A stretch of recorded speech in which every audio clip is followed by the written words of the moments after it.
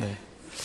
어제는 제가 여러분들을 만날 기대감에 설레임을 안고 잠을 잘 자지 못했습니다.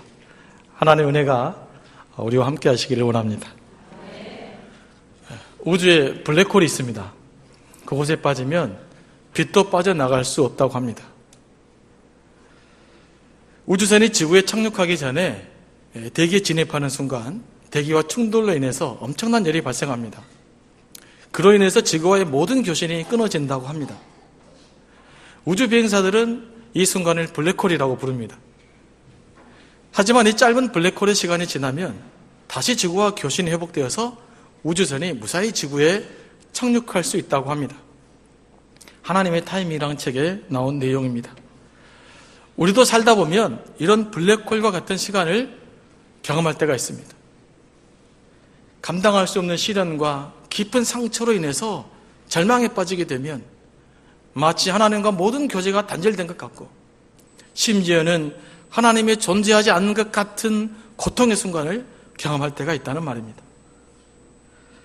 주여 언제입니까? 라고 부르짖었던 하박국 선지자를 비롯해서 성경의 수많은 위인들이 이러한 블랙홀과 같은 시간을 경험했습니다. 엘리야도 예외는 아니었습니다. 오늘 본문에서는 절망에 빠진 엘리야의 모습이 아주 생생하게 그려져 있습니다. 엘리야가 어떤 사람이었습니까? 기도를 통해서 이스라엘 전역에 3년 반 동안이나 비가 내리지 않게 했고, 자기를 섬겼던 사르밧 과부의 죽은 아들을 살려냈던 능력의 선지자였습니다.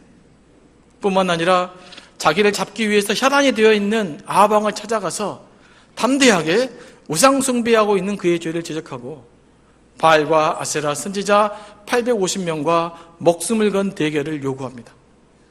갈멜산에서 불로 응답하신 살아계신 하나님을 증거하고 바알의 선지자들을 제거했던 그야말로 위대한 하나님의 선지자였습니다. 그런데 오늘 말씀을 보면 그런 엘리야가 로뎀 나무 아래서 하나님께 죽기를 간청하고 있습니다. 나의 목숨을 거두어달라고 말입니다. 저는 처음에 이 본문을 묵상하면서 이해가 잘 안 됐습니다. 그토록 당당했던 엘리야가 어떻게 해서 자신을 죽이겠다는 이세벨의 위협 한마디에 그토록 겁에 질려서 절망하고 좌절하게 됐는지 좀 이해가 안 됐습니다. 3절 말씀 보니까 엘리야가 어디로 도망갔냐 하면 유다 땅 브엘세바로 도망갔어요. 북이스라엘의 선지자가 남유다 땅으로 도망간 거예요. 무슨 말입니까? 북이스라엘 군대가 쫓아갈 수 없는 곳으로 도망간 겁니다. 그리고 거기서 무슨 훗날을 기약한다거나 하나님의 때를 기다리는 것이 아니라 하나님께 죽여달라고 간청하고 있는 겁니다. 이 정도쯤엔 간단하게 해결할 수 있어야 되지 않는가? 적어도 엘리야라면 이런 생각이 들었었습니다. 그런데 제가 어느 날 깊은 상처와 절망 가운데 이 말씀을 묵상하는데 이 연약한 엘리야의 모습이 그대로 이해되는 겁니다. 그러면서 말할 수 없는 은혜를 받았습니다. 저는 이 말씀을 묵상하면서 무엇이 엘리야로 하여금 이토록 인간적인 비애와 좌절을 느끼게 만들었을까 생각해 보았습니다. 10절에서 그 원인을 발견할 수 있었습니다. 제가 개역성경으로 한번 읽어보겠습니다.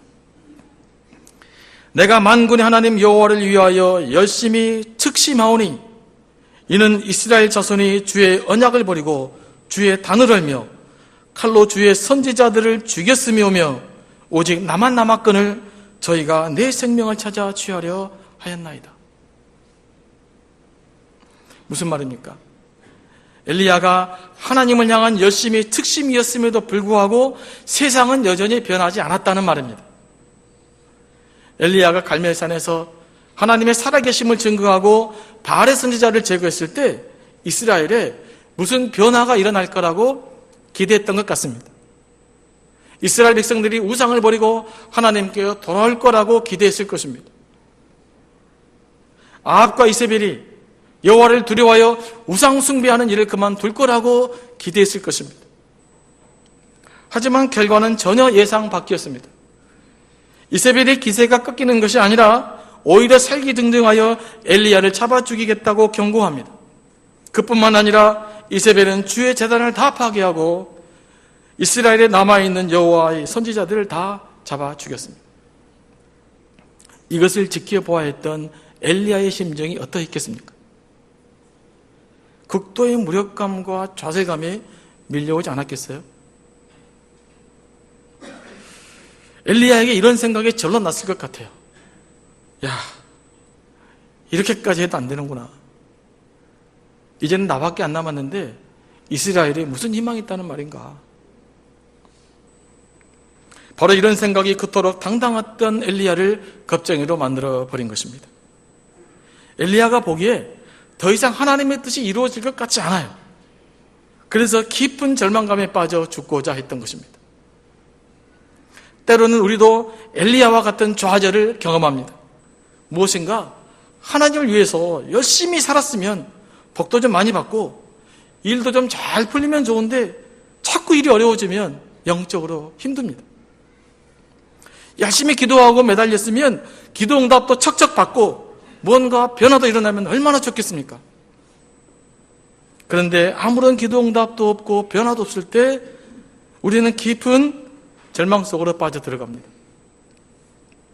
이 정도면 충분히 고난받았다고 생각하는데 삶이 더 팍팍해지고 아무런 희망조차 보이지 않을 때 우리는 정말 영적으로 지쳐갑니다. 어떤 이들은 불의한 현실과 희망이 보이지 않는 미래 때문에 절망합니다. 요즘 우리 시대가 그렇잖아요. 미래에 희망 갖기 힘들잖아요. 요즘 우리 젊은이들은 더 힘듭니다. 더 고통받고 삽니다. 너무나 암울해서 말이죠. 그런데 문제는 우리가 이렇게 절망하고 희망을 상실해갈 때 우리의 존재의 가치도 상실해져 간다는 겁니다. 오늘을 살아야 할 이유를 찾지 못하게 되는 거죠. 이런 말이 있습니다. 인간은 음식이 없이는 40일을 살 수 있고 물이 없이는 3일을 살 수 있고 공기가 없이는 8분을 살 수 있다. 그러나 희망이 없이는 단 한순간도 살 수 없다. 어느 작자 미상의 말입니다. 그렇습니다. 인간은 기본적으로 희망이 없이는 살 수 없는 존재입니다. 희망을 품지 않고는 오늘을 살 수 없는 존재입니다. 우리는 엘리야의 모습을 통해서도 이런 모습을 확인해 볼 수 있습니다. 4절 말씀을 보면 엘리야는 로뎀 나무 아래에서 죽기를 간청합니다. 여호와여 넉넉하오니 지금 내 생명을 거두시옵소서. 엘리야의 심리 상태는 이런 말이죠. 하나님, 이제는 주를 위해 할 일이 아무것도 없습니다. 결국 실패만 했고요. 제가 할 일은 다 끝난 것 같습니다. 이제는 제가 살아야 할 이유도 없습니다. 차라리 내 생명을 거둬 가시되 죽는 거라도 편하게 죽을 수 있도록 도와주십시오. 그리고는 이런 마음으로 죽기 위하여 잠을 잡니다. 여러분, 이때 엘리야의 마음이 어땠을까요? 아무런 희망조차 보이지 않아서 우울증적인 증세를 안고 차라리 잠이나 자다 죽었으면 좋겠다고 모든 것을 포기해버린 엘리야. 그 마음이 이해되십니까? 얼마나 좌절감과 무력감이 컸으면 자다가 죽으려고 잠을 청했겠습니까? 하나님 앞에서 제대로 한번 살아보려고 몸부림치고 살아왔는데 이제는 좀 되나 싶었는데 아무런 희망도 보이지 않고 막막할 때 그 절망감이 얼마나 컸겠냐고요. 저는 이 장면을 묵상하면서 그 서러운 엘리야의 마음이 느껴져서 마음이 너무나 아팠습니다. 마치 무엇인가 절망에 사로잡힌 제 모습을 보는 것 같았거든요. 몇 해 전에 본 글이지만 생명의 삶에 이런 글이 있었습니다. 소망을 품으면 죽음에서도 생명을 보지만 절망에 묻히면 생명에서도 죽음을 본다. 참으로 맞는 말입니다. 아무리 위대한 인물일지라도 한번 절망의 늪에 빠져버리면 쉽게 헤어나오기 힘든 법입니다.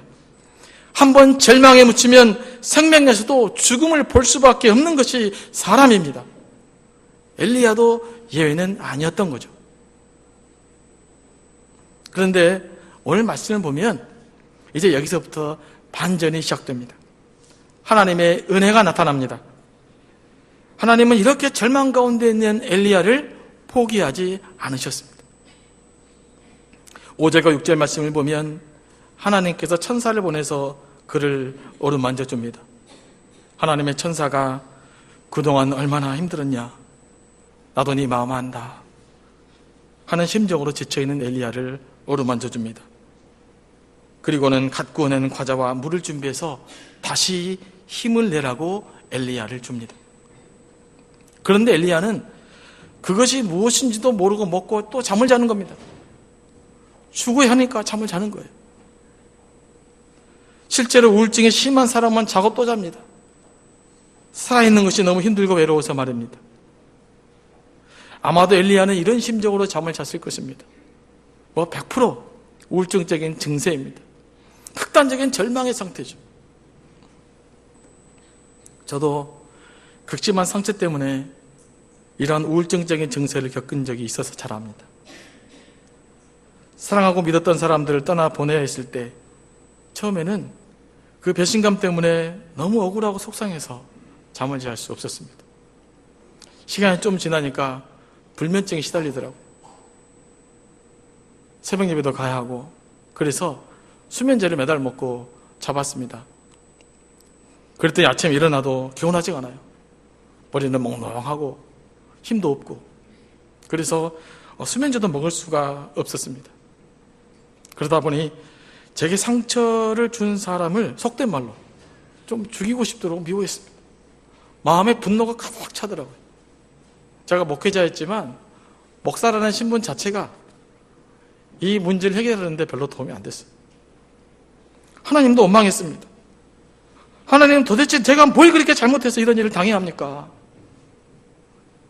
이렇게 하나님께 부르짖었습니다.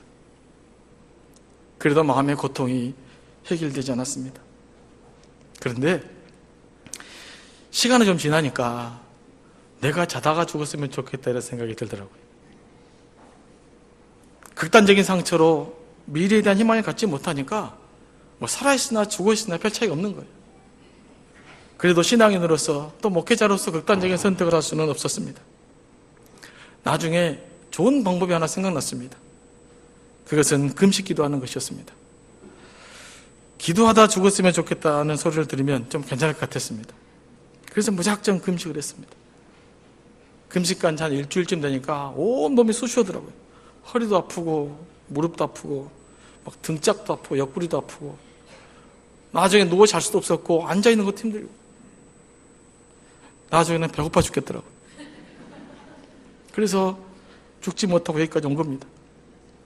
그런데 그 중에 하나님의 은혜가 있었습니다. 하나님께서 찬양 한 곡을 계속 떠올리게 했습니다. 당신이 지쳐서 죄송합니다. 눈물이 빗물처럼 흘러내릴 때, 제가 읽겠습니다. 주님은 아시네 우리의 약함을 사랑으로 인도하네. 누군가 널 위하여 누군가 기도하네. 내가 홀로 외로워서 마음이 무너질 때 누군가 널 위해 기도하네. 하나님께서 이 찬양을 계속 부르게 만드셨습니다. 배고프고 힘들고 지쳐있는 저에게 이 노래를 주신 겁니다. 얼마나 울었는지 모릅니다. 그리고 나니까 살 것 같았어요. 하나님의 저쪽 힘든 저를 이렇게 어루만져 주신 겁니다. 상처가 위기로 이어지는 까닭은 낙심하기 때문이라고 합니다. 낙심하면 판단력이 흐려져서 결국 살아야 할 이유를 찾지 못하고 자꾸 죽음의 세계, 절망의 세계를 바라보게 만들기 때문입니다. 엘리야는 하나님의 위대한 선지자였지만 삶의 희망을 놓아버린 마음, 낙심하는 마음 때문에 죽음을 생각하게 된 것입니다. 그러나 하나님은 엘리야를 포기하지 않으셨습니다. 천사가 준 물과 과자를 먹고 다시 잠들어 있는 엘리야를 깨웠습니다. 음식을 먹고 기운을 차리라고. 아직 갈 길이 많이 남아있다고 말입니다. 저는 이 말씀을 묵상하는데 하나님께서 엘리야에게 이렇게 말씀하시는 것 같았습니다. 엘리야야, 아직 끝나지 않았어. 힘내. 아직 끝나지 않았다니까. 이렇게 엘리야를 위로해주고 지지해주는 것 같았습니다. 우리가 아무리 절망 가운데 헤매고 있을지라도 잊어서는 안 될 것이 있습니다. 그것은 하나님은 우리를 결코 포기하지 않으신다고 하는 사실입니다. 나는 나를 포기할지라도, 내 가족은 나를 포기할지라도 하나님은 나를 포기하지 않으신다고 하는 사실입니다. 이 사실을 믿으십니까? 우리가 지쳤을 때마다 찾아오셔서 아직 끝나지 않았어, 힘내 라고 말씀하시는 하나님의 음성 들을 수 있게 되기를 원합니다. 제가 이 말씀을 묵상하다가 아주 중요한 사실 하나를 깨달았습니다. 4절 후반절 말씀을 보면 엘리야가 극도의 무력감 중에 아주 중요한 사실 하나를 깨달았습니다. 부지 중에 새로운 자각이 일어난 것입니다. 그것이 무엇입니까? 나는 내 조상들보다 낫지 못하나이다 라는 겁니다. 엘리야는 비로소 자신이 다른 사람들보다는 나을 것이 없는 참으로 연약한 인간이라고 하는 사실을 깨닫습니다. 어쩌면 지금까지 엘리야는 자신에게는 다른 사람들과는 다른 어떤 특별한 능력이 있다고 생각했을 것입니다. 하지만 이제는 그렇지 않습니다. 자신이 정말 아무것도 아니라는 것을 깨달은 겁니다. 자신의 힘으로는 세상에 아무런 변화도 줄 수 없다는 사실을 비로소 깨달은 겁니다.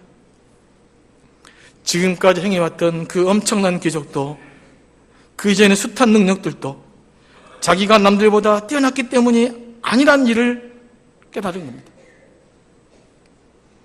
엘리야 자신의 본래의 모습은 한 여인의 위협도 감당하지 못해서 절망할 수밖에 없는 나약한 인간이라고 하는 사실을 깨달은 겁니다. 그렇습니다. 엘리야의 능력은 처음부터 엘리야 자신에게 있는 것이 아니었습니다. 엘리야의 능력은 애시당초부터 하나님께 있었던 것입니다.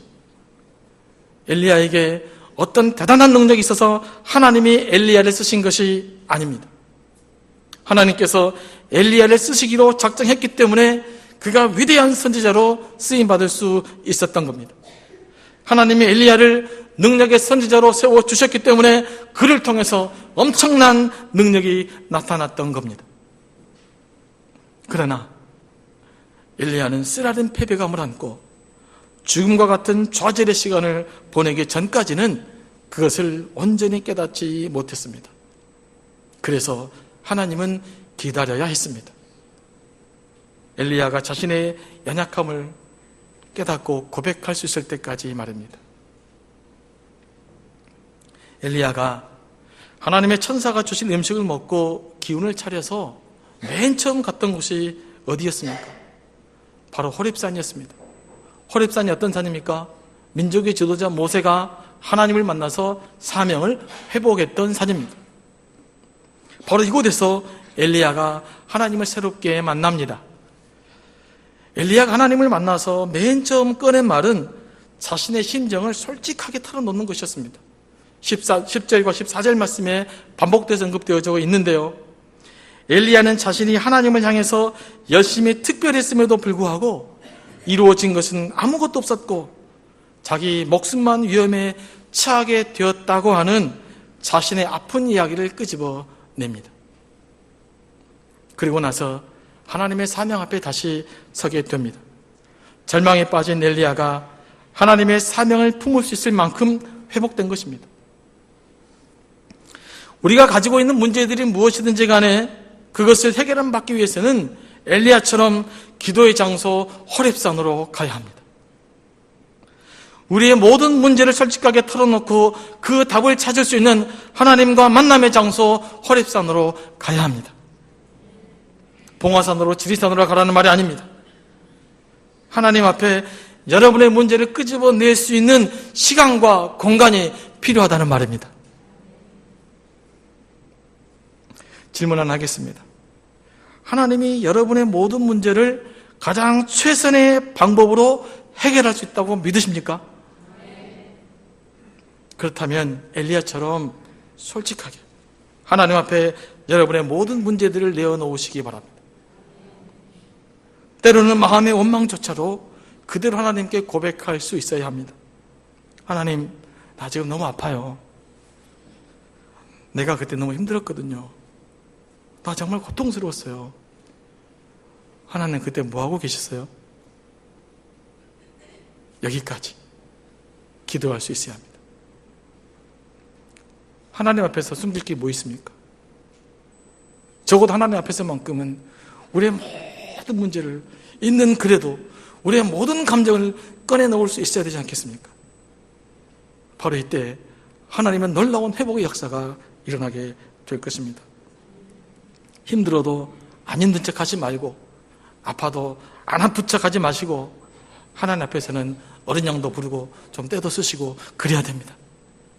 그래야 지금 나와 함께 하시는, 나를 치유하시는, 나를 터치하시는 하나님의 손길을 경험할 수 있기 때문입니다.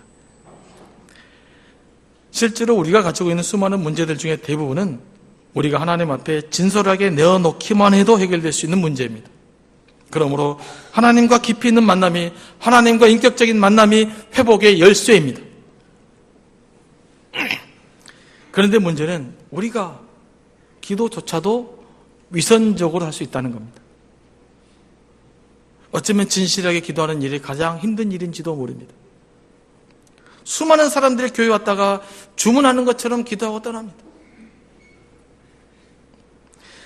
내면을 살펴보니까 우리는 얼마든지 하나님 앞에서도 부정직할 수 있더라고요. 경건에 대한 잘못된 이미지 때문에 하나님 앞에서는 그 순간조차도 진실하지 못할 수가 있어요. 그래서 저는 기도할 때 많은 고민을 합니다. 하나님, 제가 오늘 또 말만 하고 끝나는 건가요? 제 가슴이 지금 하나님 앞에 반항하고 있는 건가요? 이렇게 자주 물어봅니다.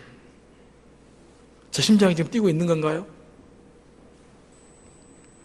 우리가 기도할 때 가장 중요한 것은 가슴과 가슴으로 하나님을 만나는 겁니다. 그러기 위해서 우리는 가면을 벗어 던져야 합니다. 우리의 껍데기를, 위선의 껍데기를 던져야 됩니다.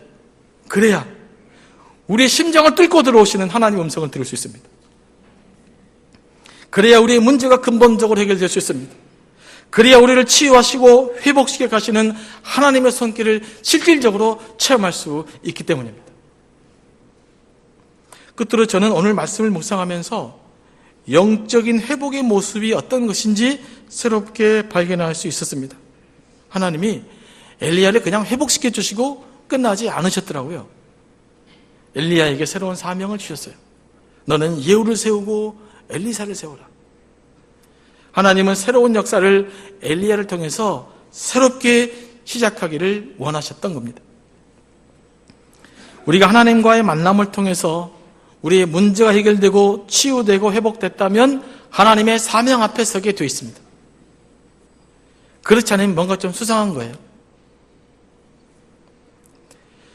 고 함석관 선생님은 생명을 풀이할 때 날생, 명할명으로 해석하면서 우리는 하나님의 명령을 받아 태어난 존재, 하나님의 사명 앞에 선 존재라고 말했습니다. 그러므로 우리는 하나님의 명령을 품을 때 비로소 진짜 삶을 살 수 있다는 거예요. 하나님의 명령을 품을 때 내가 살아있음을 느낄 수 있다는 거예요. 하나님의 명령을 품을 때 우리는 비로소 사람다운 삶을 살 수 있다는 거예요. 오늘 하루가 보람될 수 있다는 거예요. 바로 하나님의 명령을 품고 살 때, 하나님의 사명 앞에 우리의 자신이 세워질 때 말이죠. 그러므로 살아있어도 죽은 자와 같은 삶을 살지 않으려면 하나님의 사명을 품고 살아야 합니다. 인생의 보람을 느끼려면 하나님의 사명을 품고 살아야 합니다. 이게 회복의 증거고 하나님이 우리를 통해 이루실 역사의 증거이기 때문입니다. 저는 오늘 말씀을 묵상하면서 하나님께서 우리를 회복시키실 때는 그냥 감정적인 회복이나 감정적인 위로에 끝나지 않고 새로운 사명과 함께 우리를 이렇게 세우신다고 하는 사실을 깨달을 수 있었습니다. 하나님이 오늘도 상처 입은 우리를 회복시켜가는 이유는 아직 우리를 통해서 이루어야 할 하나님의 사명이 남아있기 때문입니다. 이 사명을 다하기까지 하나님은 우리를 절대 포기하지 않으실 겁니다. 우리가 무너지고 쓰러져도 우리를 이렇게 세우시기 위해서 다시 찾아오실 것입니다. 혹시 여러분 가운데 절망 한가운데서 이제는 다 끝났다고 생각하는 분이 있으십니까? 잊지 마십시오. 아직 끝나지 않았습니다. 기도하겠습니다.